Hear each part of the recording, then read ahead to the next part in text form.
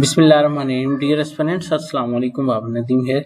Dear aspirants, पिछले lecture में हमने देखा था चार्जिंग स्टैंडर्ड्स क्या होते हैं और उनका पर्पस क्या है और वो क्यों ज़रूरी है। और हमने देखा था कि चार्ज जो है वो अल्टीमेटली जो सेंटेंस होती है वो उसकी बेस बनता है, उसकी बुनियाद पे या कोर्ट बंदे को बरी करती है या सज़ा देती है। अगर सज़ा देती है तो फिर जो वो प्रोपोर्शनेशन ऑफ दी सेंटेंस है उसका भी चार्ज का बड़ा अमल दखल होता है, क्योंकि वो हीनियसनेस और उसके रूल की बुनियाद के ऊपर उसको जो है वो सजा दी जाती है। सच्ची बात बताऊं तो वहां पे ही आपका ये जो लेक्चर था ना, charging standard for anti terrorism and rape offences, ये खत्म हो गया था। ठीक है, अब बेसिक स्टैंडर्ड्स तो आपको पता चल गए, ठीक है, और वो भी पता चल गया आपको कि उसका पर्पस क्या है, वो क्यों ज़रूरी है। ठीक है, अच्छा, अब ये जो उन्होंने दिए हैं ना आपको स्टैंडर्ड्स एंटी टेररिज्म और रेप ऑफेंसेस, ये उन्होंने पता क्या किया है।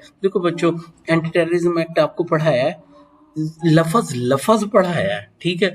उन्होंने उसी सेक्शन का जो इंग्रेडिएंट है ना उनको हाईलाइट किया है कि भाई एक्ट के अंदर ये पॉइंट जो है ना, तुमने चार्ज रिकमेंड करते वक्त इन चीज़ों का जो है वो ख्याल रखना है कोर्ट को रिकमेंड करते वक्त।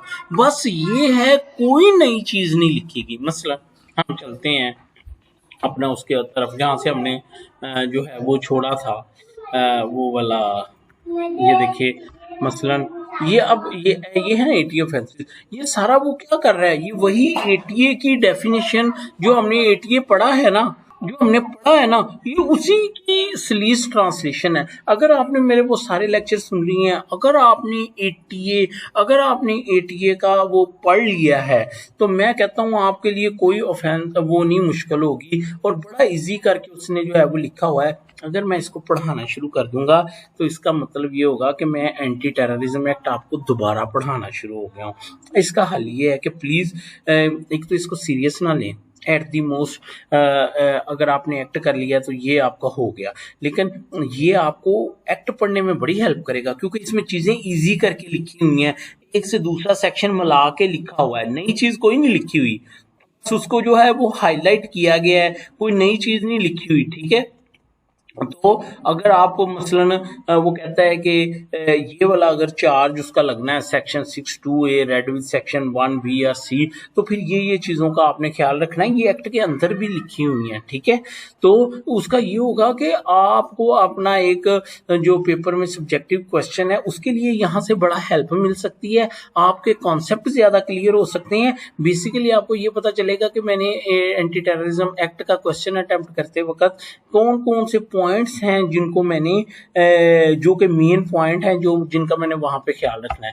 इसी तरह आप रेप में आ जाए, देखिए अब फर्ज करें ये रेप है ना, ये रेप है, सेक्शन 375 है। सबसे पहले उसने वो पीपीसी का ऑफेंस बता दिया है, आगे उसने उसकी जो है वो ट्रांसलेशन कर दी है। ठीक है, तो कोई उसने नई चीज नहीं लिखी, ठीक है। अगर मैं पढ़ाना शुरू कर दूंगा तो इसका मतलब है मैं आपको पीपीसी पढ़ाना शुरू हो गया हूँ। ठीक है, प्लीज आप इसकी रीडिंग करें। चलें, आपसे वादा, अगर आप इसके कमेंट्स में अगर आपको कोई चीज़ नहीं समझ आती आप लिख दें, मैं उसको एक्सप्लेन कर दूंगा। ठीक है, लेकिन अपने अंदर कॉन्फिडेंस लेके आए, ये कुछ भी नहीं है, ये मैंने पढ़ा है सारा, ये बेसिकली एक्ट की ही वजाहत है, वजाहत है। ठीक है, लेकिन जो उसका ऑब्जेक्ट एंड पर्पस था वो मैं पहले 2 लेक्चर्स में जो है वो आपको बता चुका हूँ। आप इसको कीजिए, अल्लाह आपको कामयाब करे। थैंक यू सो मच, अल्लाह हाफिज़।